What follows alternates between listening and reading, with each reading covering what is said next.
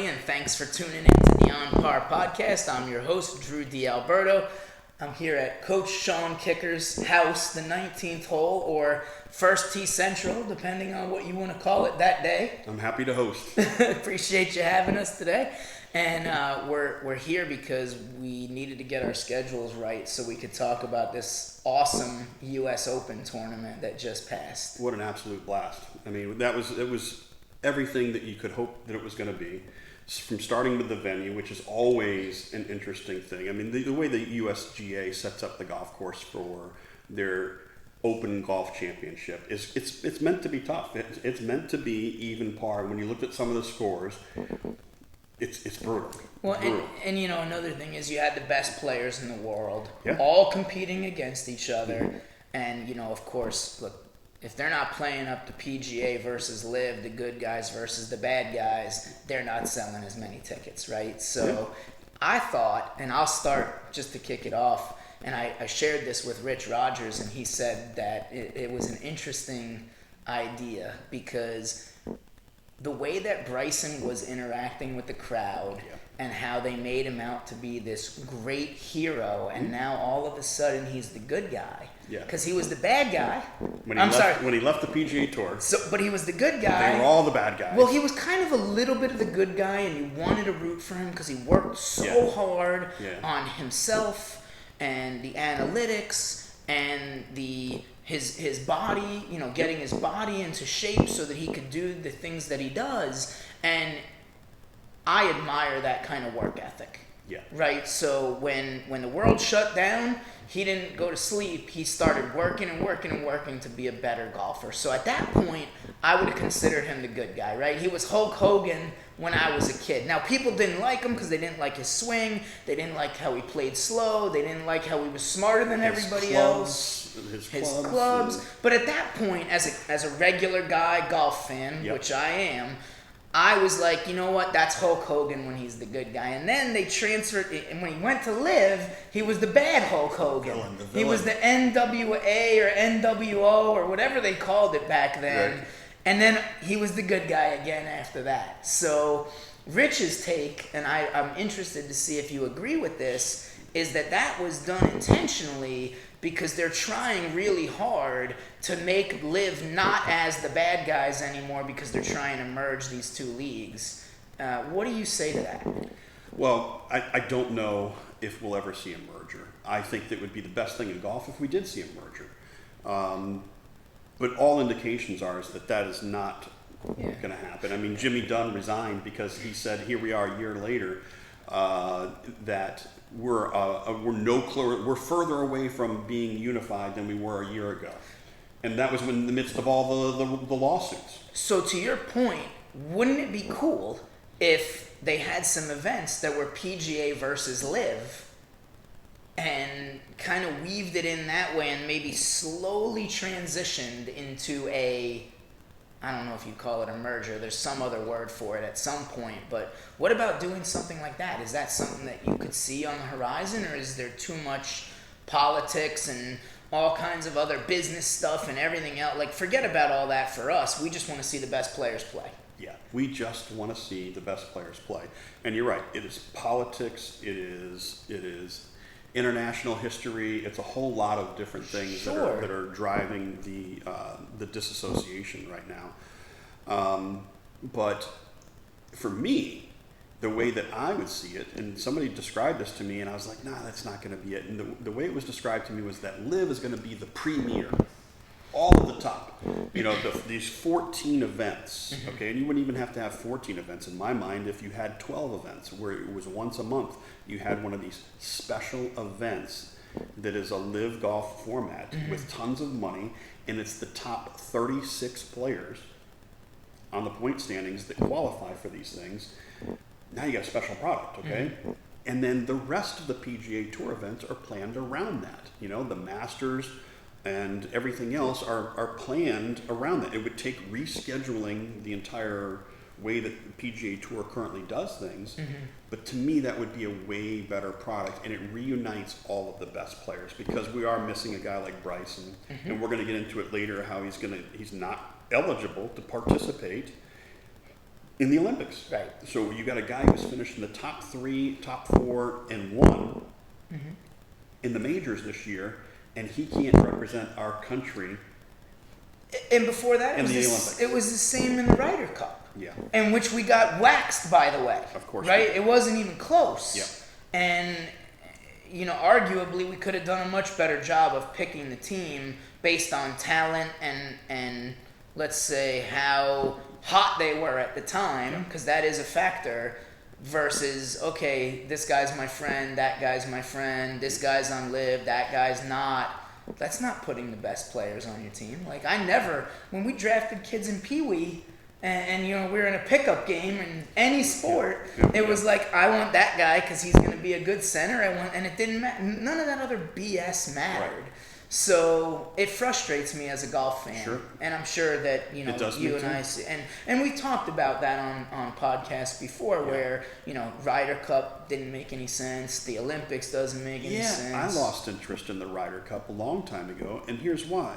Every year we have a Ryder Cup. It's not the Ryder Cup, but we have the Ryder Cup, and the very next year we have the President's Cup, which is the United States against the international team, and the Ryder Cup is the United States versus Europe. Sure. But we have this. It's every year. I can't get excited over something. It's like, imagine if you had the World Cup every single year. Some people would really like that, but it doesn't build up the same as the Olympics, like every 4 years. It's a special marquee event, and when you water it down, too much of a good thing can be a bad thing. Sure. And that's my take on that. I have said for a long, long time that I wish that they had done it.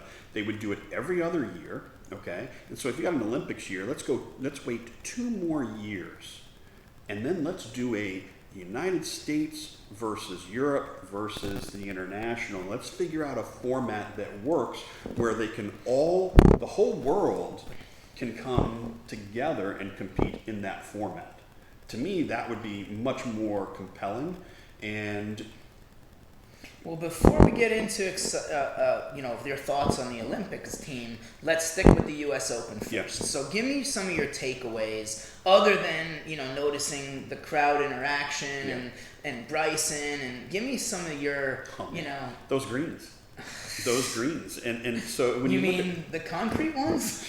Concrete ones, but it's just it's funny because they show you the picture of the green, and then they would show you the actual the effective green area, which is a flat area, flat-ish. I would say flat because there's no such thing as flat on the Pinehurst greens, but there's these false, and everything's a tabletop and rounded, so you can hit shots in there, and on any other golf course you're good, not at Pinehurst. You end up all the way down in some drainage area. And we saw that. Finau was in contention. We like Finau. We root for him. Mm-hmm. We like his swing. We like his attitude. We like, he's a cool South guy. Pacifica, and he's entertaining and he's good in interviews, but he's kind of that Tim Duncan, soft-spoken, quieter guy. He had that blow-up triple bogey, and then he was out of it all of a sudden. And he was. Cantlay was there. Pavone was there. Cantlay was there, and so. But before you do that, the greens. I saw the videos of them dropping a ball on the green, and I'm sure you've seen it, and all of our listeners have seen it because it's all over social media. They drop the ball, and the thing rolls into another dimension. Yeah, or rolls into a bunker or a waste area, and. But that's the beauty of the design. That's the beauty of the design of the course. And so here's the thing that most people do not realize that those greens never had grass on them until the 1930s.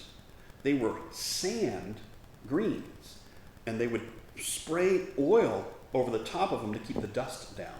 But it was sand greens that they used to play on because it got so hot there in the Carolinas that grass wouldn't grow. They didn't have the modern agronomy that we do today. They didn't have the hybrids of the grass. They didn't have the fertilizers that we do today, and they didn't have the irrigation systems like we do today. So which Darren talked a ton about when we were at Old Florida a few months back. And, you know, if you haven't listened to those episodes and you want to learn about this stuff, that was a great place to start. You For check me, out the Darren for Davis me, episode. I mean, you know, taking a tour of that facility and going through the couple of podcasts that we did with Darren over at Old Florida, I mean... It's like NASA for golf, right? Well, you know what it reminded me of? And everybody's seen this clip too, when Phil Mickelson's talking about his thought process going through setting up a shot, and like the moisture on the ball and the wind and the elevation and all these other things that me as a you know, let's say 18 or 19 handicap never was even a consideration. You're just hoping to hit the ball forward in the right direction. You know, with some coaching from Sean Kicker, it's going more straighter. Good. So that's a good thing. And, you know, fortunately I can putt my way out of some sticky situations. But yeah, I mean, it's a different level. And then, you know, we got to talk about Rory a little bit. Yeah, I mean, when Rory ended up 2 up on the back nine, I thought, here we go, it's over. It's absolutely over. Rory's going to win that first major in 10 years. It's finally going to come through for him. And, it was like the Doug Sanders moment. If you've ever watched it, you know, the Doug Sanders missing that putt on 18 at St. Andrews, I guess it was, 1978. Heartbreaking. You know, you're this far away from winning a major championship, and he did it not once, but twice. And had he made both of those putts, Rory would have been the topic. Mm-hmm. Rory would have been, and it would have been a completely different narrative. Mm-hmm. But it didn't. And, you know, I don't really root for Rory, and I don't really know why. But I was a little bit rooting for him only because I've been through a divorce myself. And I said, you know what? You know, a lot of guys that I know that have been divorced go one of two ways. Yep. You either throw yourself into work and the gym, or you start drinking or smoking marijuana or doing whatever else, and you go kind of the opposite route. So, you know, as a guy who's been through one divorce and hopefully I'll never have to do another one, I looked at that and said, you know what? I hope he's gonna win just for the hell of it, because he needs some positivity, because it's not a fun thing to do. Well, actually, they reconciled last week. I missed the news. You missed the news. This is what I get for just, you know, and you know, I'm not the news guy. Right? I got to get my news from other people. They reconciled their differences, and shit, never mind. Forget it. For just kidding. Just scratch that whole. Don't worry, Rory. We love you, man. Now I wasn't rooting for him. Forget that guy. He's happily married. Screw him. No, I'm kidding. Joking. But I think so. A couple of different things about Rory is number one, clearly is heartbreaking and disappointing for him. Okay, and this could work to his advantage. Yeah. We could see him at the Open in a couple of weeks at Royal Troon, and he could get it all together and blow the field away. Who knows? I don't know. So here's the big question for you, Sean, as a golf professional and a PGA of America guy. Mm-hmm. Did Bryson DeChambeau win that tournament, or did Rory McIlroy lose that tournament? Yes and yes. Okay. Yes and yes. I mean, at the end of the day, look, an Open, whether it's the U.S. Open or the British Open, is a war of attrition. Okay? At the end of the day, whoever's name ends up on that trophy, mm-hmm. they won that tournament. Make no mistake about it. Did someone else lose it? Yeah. Potentially. Because it wasn't those 2 putts. It was 4 days of golf, right? 4 days of golf, but it really was those 2 putts. I understand. Because he did everything else that he needed to, and he missed those 2 putts. That's why it's so difficult. That's why it's so hard. Okay. It comes down to after 72 holes and 4 days of really grueling, pressure-cooking golf, it comes down to a putt. So out of all the guys that didn't win, let's talk about the guy that did win. Tell me about Bryson. Dude, you gotta love Bryson right now. Bryson is I don't know if he's recognized it himself or he's being coached, but he's clearly changed his trajectory and his attitude and what he is trying to achieve in his world right now. He is an entertainer. Mm-hmm. He's said it. He's verbalized it. We're in the entertainment business. And one of the things that I couldn't stand about Tiger Woods was he wasn't there for anybody but Tiger Woods. Okay. And I hated watching people worship him, that still worship him, that he couldn't care less about them. Okay. But they worship him as if he's the greatest thing ever, and that guy couldn't care less about you. Okay. Made no effort to interact with any of the crowds, never would interact with kids, never would interact with anybody. See Bryson in the middle of a hole, high-fiving with a kid in the wheelchair. I tell you what, though, I observed that and I watched it and I was like in awe because it was a 180 and you had to rally around the guy. Hey man, that's what this sport needs right now. They don't need a bunch of stiffs walking around that don't interact with anybody because they're all following you. Well, and you know, I've said it a bunch of times on this podcast. When Phil Mickelson won at 50, I was rooting for him like he was family, like I knew him personally. That was a because great time. You know he was doing the same kind of stuff. And in Bryson's case, I gotta believe that you're right. I have to think that it's him changing his attitude, and he's probably also being coached. I think it's a combination. Yeah, he had that one incident where he got caught with the wire, with the ropes. I don't know if you saw that. He was outside the ropes, coming inside the ropes, and somebody pulled the rope as he got it knocked out. He just made a big stink about it, and it was all caught on camera, and it was not a good look. And he probably saw that. And he was like, "Ooh, I have to be more conscientious that everyone is watching me, and it's bigger than me. I'm representing my sport, and I could have handled that differently. I could have handled that better." Hey, look, we all make mistakes. You either learn from them or you don't learn from them, and you keep making the same mistake over and over. So kudos to him. Ryan Leaf. Yeah, I mean, kudos to him for learning from that mistake and internalizing. And maybe he did get some coaching. We got to believe that he probably had some mentors or some people in golf that he respects and looks up to that said to him, "Hey, look, man, you know, if you want to change your attitude, we can help you. If you don't want to change, because you can't want it more than the other person, right? Nobody changes with you wanting them to change more than they want to change themselves. No, it's got to come from within. So I got to believe it's a combination. I think you're right, and you're right on that. I agree. So, well, speaking of you-know-who, he missed the cut again. Tiger missed the cut. JT missed the cut. A whole bunch of other players missed the cut. You know, I think, and the people that believe that Tiger's going to win another major are just riding on pure emotion because they love the guy and they want to root for him no matter what. But I mean, the guy's body is 97% metal at this point. Yeah. So I don't know. I mean, you've said there's no way. I don't. Oh, not no way. There is a way. And there's only one place that I think he can win, and I've already talked about why that is. You said Augusta, if there's a place that he's going to win, it's Augusta because he knows all of the nooks and crannies and how to play that golf course. Exactly where to miss is how they put it, right? He knows exactly where to miss. The weakest field of all the majors, not even close. Not even close. It's the weakest field of all the majors by far. And he could play the Masters forever. And he can play the Masters forever. And that's part of the problem. That's part of the problem why it is such a weak field. You got people that won that tournament 30 years ago that are still taking up a spot. They're probably not winning. Yeah, when Joe Blow from Kokomo, who's ranked 78th in the world, who just shot 63, 64, 67, 69 last week, he can't play because 72-year-old so and so is in the field. Who's got zero chance of winning. Sure. So now that we talked about the U.S. Open, let's kind of shift to the Olympics. You touched on it earlier. I seem to think that you have some strong feelings on the Olympics. Well, the Olympics is an interesting thing because it only comes around every 4 years. And the first time that they brought golf back to the Olympics was in 2016 in Brazil. Okay. And it was cool.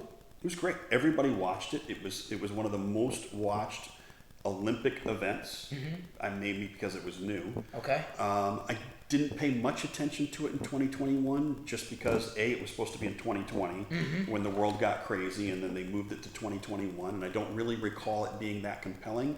I think because I had so many other things going on in the world at the time that it's just the Olympics just wasn't. Yeah. I wasn't interested. Sure. In fact, I don't think there was crowds. I think it was still under serious restrictions, right? Everyone was wearing their masks. It just. I'd really rather not talk about any of that stuff if I can avoid it. I mean, so here we are. Yeah, go ahead. 2024, we're going to Paris.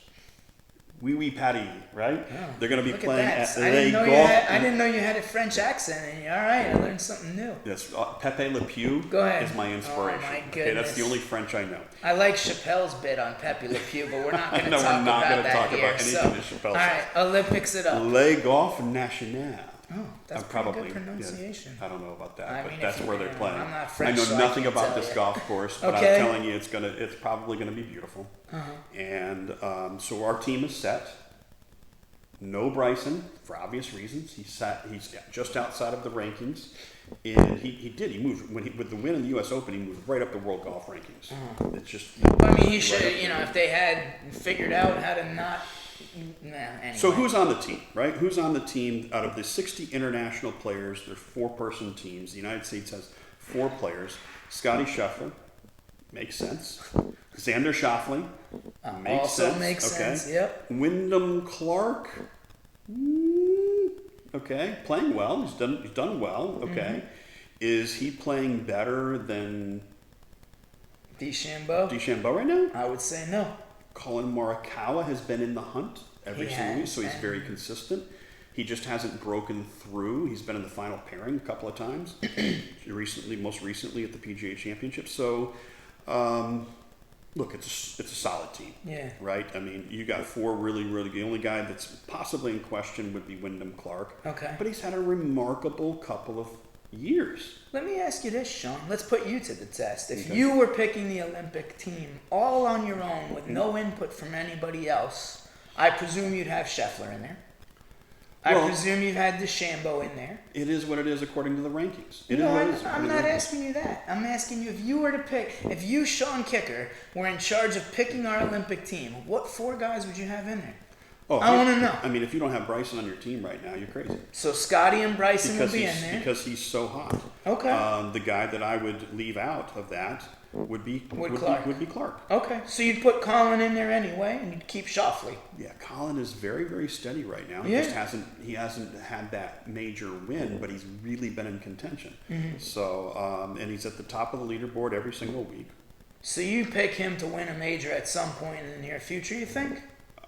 He's right there on the cusp. Okay. I mean, if Xander can do it, Morikawa's already done it twice. So basically, the only guy that's not on the Olympics that you feel should be could be DeChambeau. That's the guy. You'd put DeChambeau play in the there hot instead hand. of Clark. Dude, Okay, ride that hot I'm horse. fine with that. I mean, look, again, we beat this horse to death. Right. We want the best players. Period. We don't care about all the other stuff that goes on in the background to get us there. Don't do anything illegal or unethical, but let's get the best players in the world playing when they should be playing. Agreed. All And right. even Dwight would Dwight agree. would agree. All Would right, agree on good. that. So, what else? What else did we miss? Well, we didn't miss much. We really didn't miss much. Well, I'll tell you. Go ahead. Yeah, we didn't miss much. You touched on, and we won't talk about it, but you touched on how the world was all screwed up in 2020. That was also my first year as the chairman of the 100-Hole Challenge. Oh, yeah. And we did really well. I think, all things considered, with all the restrictions, and we actually got to do it in October that year. Ooh. Because You would think that would be better. It isn't. October isn't that much better than August and it September. actually was Was it? a lot Yeah. better. And that was the year Oh, Charlie and I raining. were the team. Yeah. And it did rain on us a little bit, and the lightning alarm went off, and we had to stop for 20 minutes. But then Which we course jumped. were you at in 2020? I was at Weston. I was at Weston. We had 4 locations, but me personally, I was at Weston Hills. there was Parkland, Yes. Weston, Coral Springs, I think there was one. It might have been Lago Mar? It might have been Lago Mar or Hollybrook that year. I don't remember which one was under construction. I started Hollybrook. Okay. The only year we went to Hollybrook. That was so hot that day. But I'm not so. But I say that to bring up the 100-Hole Challenge, and let's not hurt our elbows because we have to play golf, patting ourselves on the back. But we raised the most money ever last year. $131,000. $131,000. So this will be my 5th year as chairman, and this will be our 3rd year doing it together. Yes. And I'm really looking forward to it. So why don't you give us the rundown On the 100-hole challenge, Sean? Well, the 100-hole challenge is our largest fundraiser of the year. It's what fuels the growth that we've had with First Tee Broward over the last 3 years. I mean, it wasn't too long ago, Drew, that First Tee Broward had 458 participants. Mm-hmm. We are on pace to break 2,000 participants in 2024. Congratulations. It is awesome. Just crazy how busy we have become, how much we have grown, and the monies that were raised are helping fuel that growth. So the way that, and we'll give Jack Bloomfield the props, because the way that Jack Bloomfield started the whole thing. But he also taught me how to sell it. Yeah. And the way that I presented at 6 Degrees when I'm at 6 Degrees is I say, hey, does anybody want to play 100 holes of free golf at a really nice private country club? Right. And everybody wants to play 100 holes of free golf. At a really nice private country club. At a really nice private country club. Does anybody also want to get a $500 gift certificate to a swanky, nice luxury golf store called Holderness and Bourne? They got nice stuff. Everybody wants that. Now, what's the catch? The catch is you got to set up a page. No big deal. Takes less than a minute. You got to send that link out and say, hey, I'm doing something insane. I'm playing 100 holes of golf in one day in August or September, and my goal is to help the kids and veterans in Broward County. Would you sponsor me, please? Simple. That's the catch. And it's a lot easier to raise $2,000 than a lot of people think, because it's an email blast, a couple of posts on social media, maybe some texts and phone calls, and then maybe some videos while you're out there on the course. I've been fortunate enough 3 of the 4 years to have Nick Alberto, my son, who's a former student of yours, of course, to help me with the fundraising while I'm out there. And then Kerfton was my teammate last year, and he was raising money. I think he only raised like $400 before the tournament, and then he was over $2,200 or something. I don't remember the exact number, but yeah, I mean, I'm like you, Sean. I want to beat my score of last year. So if the number's 131,000, my job is to recruit 10 to 15 people that are going to raise over $2,000 so they qualify for the VIP event. You're working more with the kids that helped us raise some money last year in some of the private golf schools in high school here, and the country clubs, the private country clubs. And it seems like we've got a lot more participation on the country clubs than we did last year, which is exciting. It was very exciting. And I formed a partnership with the First Tee of Miami. Charlie DeLuca, thank you very much for allowing First Tee Broward to be able to approach all of the private clubs in Dade County. Oh, wow. Okay. Because here in Broward, it's different than the Palm Beaches. We don't have... There's 50, 60 private clubs that are... We have 6 or 7 or something. It's like next our to best nothing. clubs are their middle range clubs up there. And so it's really hard to recruit professionals, and there's very few of them. Mm-hmm. So we now have access to all of the clubs in Miami-Dade and Broward County. Wow. So that doubles our potential of private clubs that are going to support us in the 100-hole challenge, which is huge for us because they were some of our big supporters last year. Okay. You're right. We've got the high school kids from the high-end schools like Archbishop McCarthy, Pinecrest, North Broward Prep. They're all going to be part of this year. Mm-hmm. And the cool thing about that is the high school kids, they get to play free golf, they get to raise money for charity, and they get the volunteer hours. Those kids didn't want to leave last year. They didn't want to leave last year. And God bless them, man. They're raising money. They're doing what they love. They're having fun. Good group of men, and hopefully we can get some of the women from some of the ladies teams as well this year. It's funny you should mention that. One of the girls that played in our family golf event that we just had at Cooper Colony, she is one of the top players for Pinecrest Prep, and so she's going to get another girl, and they'll have girls and boys this year, which is the way it needs to be. 100%. I mean, the ladies' game of golf has grown exponentially in the last 5-6 years. Yeah. So why wouldn't we want? And they've got great attitudes. They're good people. And they want to do something good, and they need service hours anyway. So it win all around. Why don't you give us the dates? Okay. And then where the locations are, and then that way our audience can know if they want to join in on this thing, how they can do it. And of course, we'll send them the link. We'll put it on Facebook and Instagram and LinkedIn. But when are we playing this thing? So this year, the same as we did last year, I've got 3 different formats for you can participate in the 100-hole challenge. One is the VIP golf marathon event that's going to be on August the 9th. It's a Friday at the Coral Ridge Country Club, Reese Jones Par 3 course. Which is where we were last year. Conditions, you don't get better conditions than at this golf course. This golf course is phenomenal. It's a 9-hole par 3 course, so you can blaze around. You and your partner will hit an alternate shot format, and there's an 8:30 shotgun until 12:30. So you play all the holes that you can play in 4 hours. Many people finished the 100 holes. Some of them didn't, and that's okay. And then we had a great lunch inside the clubhouse. That air conditioning felt so good. Their brisket there, and I wax poetic about their brisket. I really like the brisket there at Coral Ridge. Dude, everything that Coral Ridge does is top notch.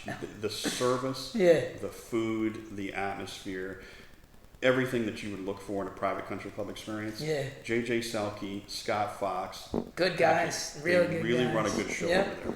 And then if you want to play in the afternoon, you got to work in the morning, you play in the afternoon, you come, you have lunch. And then you get out and then we have another shotgun that goes from 1:30 to 5:30. Until they kick you out. Until they kick us out. There's going to be closest to the pin contest on all 9 holes. So there's going to be, and there's going to be a birdie bonus pool for the teams that make the most birdies. And as you mentioned, anyone that raises more than $2,000 gets the $500 spending spree at Holderness and Bourne online. I'm wearing the shorts right now. They're one of my favorite pairs of shorts I own. Top-notch stuff. So that's the VIP event. We recommended fundraising minimum for that is $2,000, as Drew mentioned. If you don't feel like you can raise that much money, that's fine. Or if that date's bad for you. We have 2 other events. Or if you just want to be crazy and play all 100 holes on a championship golf course, your next option is August 26th at Country Club of Coral Springs, the traditional 100-hole challenge. I love that place too. For the lunatics, as I call them. I'm raising my hand if you're not watching this on YouTube. Drew would play 400 holes in a row if you let him. I don't know, man. After playing basketball and coaching basketball on 15 and 16-year-old boys with Nick's team, I don't know, man. I'm 42 now. I'm not, 38 anymore. So I don't know if I want to do the, 400 holes, but I'll still go to Coral Springs. Yeah, Coral Springs, 100-hole challenge, August 26th. That's an 8 o'clock shotgun, and that'll be 11 hours of golf. 11 hours of golf, absolutely. Okay. The way that it was originally intended, like lunatics, golf addict lunatics. Golf addict lunatics is a good way to put it. But hey, it's all for charity. Great thing. And then lastly, and this is for the people that, like me, I don't like the heat. Well, this is for somebody that says, look, playing 100 holes of golf in Florida, because we are in South Florida, we're next to the equator. It is ridiculously, brutally hot in the month of August, which is why we can get these courses to donate the course, right? Because they're not open anyway, and their members ain't going there that day because they're not playing in 90 degrees with 100% humidity. So you came up with last year the idea that we could play it indoors on a simulator. Indoor simulators, man. And the thing that I love about this is, besides the air conditioning, that's the obvious one. But you can play world famous golf courses. It's not like you're playing just Country Club of Coral Springs or Coral Ridge, local golf courses. You're playing Pebble Beach, Pinehurst, St. Andrews.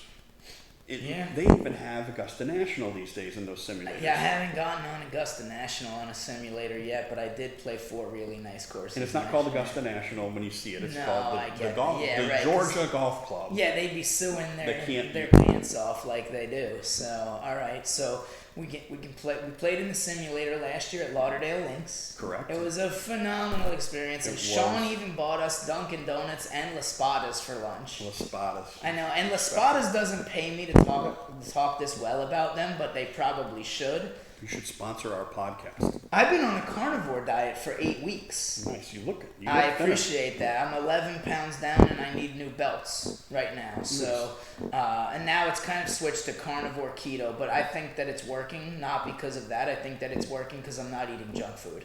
I see it. I appreciate that. So, but I made an exception a week and a half ago. Nick Chiera from Winners Award Group and I we went to Las Spadas. Oh, you went to Las Spadas? No, we go to Amici's 2 or 3 times a week. Yeah. I'm fine there. I get grilled chicken and broccoli. I'm good. Okay. Which is not easy to do because they got good food too. But Las Spadas, I was like, all right, fine. Today's the day that I break the, that I break the diet. But anyway, I'm off topic. Well, there'll be no Las Spadas at Loop because it's not next to Loop 19. Loop 19 is a very exclusive private indoor facility. Really, very few people have seen the inside of this building. Yeah. It is, I can't even mention who the members are because it's that exclusive. It's a private country club, but it's indoors. Indoor private country club, It's how I would. I actually got my PXG fitting for my woods done there. Yeah. Yeah, they're an official fitter over there. 100%. So they're giving us 3 bays over there, and it's going to be a great deal. The new thing that I talked about trying to do last year, but we weren't able to quite get it done because of everything else that we had going on, we're going to have pit crews. We are going to have a pit crew. Yeah. And the pit crew concept is as you make the turn, every single time you make the turn, there's going to be a pit crew there of volunteers, and we've partnered with the Broward County Public Schools ROTC program. Nice. So the ROTC kids are going to get their volunteer hours, but they're going to be there spraying you down, got ice cold towels, little foot rub. We've got stretch zone coming that will stretch you out as well. Okay. So just the same as in NASCAR, they come in, they hit the pit, regenerate you, and get back in the race. So is the pit crew going to be at Coral Ridge and Coral Springs? Yes. Awesome. But we don't need them for Loop 19 no. because there's no golf cart. No. So, okay. All right. Very good. That's really cool. And, we're working on making up the shirts for them at Winners Award Group. That's been a fun project to work on with you. So we'll have those in way plenty of time, and I'm really looking forward to having the pit crew there. That's Can't kind wait of to do cool, the video of it. Yeah. That's a cool addition. Are we doing anything else different, or is it everything else is if it ain't broken, don't fix it? Everything else, it ain't broken. We're not going to fix it. Okay. Everyone loves it. Uh-huh. And we just need more players to sign up. That's all. And then if someone says I don't want to play, they say, look, you know what? Don't play. It's okay. Just donate to my fundraiser, and that's your way of participating. So, and that was how this whole thing was born. And then when you took over for Jack and we started doing it together, it's just kind of grown and been more fun every year. So every year. Here we go again. Looking forward to it, man. What's our goal this year? What's the number? So look, the goal is 150. Okay. 150. It's a tall order. Okay. I can't believe we did 130,000 last year. Our goal was just to reach 100. Yep. You're the talking. most we had ever done before that was 101. Yeah, 101 and change or whatever it was. Yeah. And for us to hit 130 last year was the all-time record. No other chapter has gone that high. Yeah. And so now the bar has been raised. We're trying to raise $150,000, but we need everyone's help. All right, fair enough. So if you haven't already signed up to participate in the 100-hole challenge and you want to play 100 holes of free golf, get an awesome gift card from Holderness and Bourne, do some good work for your community here in Broward County with the kids and veterans of the First Tee, sign up tomorrow or today because at some point we're going to run out of spots. Yeah, that's the other thing. So we run out of spots. You can only have so many players running around the golf course at the same time, go out and bumping into each other. Yeah. So I'm looking forward to it, Sean. I'll be at all 3 events, as I am pretty much every year. I'll be looking forward to it. We'll probably shoot a couple podcasts in there and Indeed. Make sure that we have some good content to promote it for next year. Indeed. Because it's just going to keep getting bigger and better and better. Every year. Very good. Well, thanks for listening to the On Par Podcast. We'll catch you next Thursday. We appreciate you guys, and thanks for listening.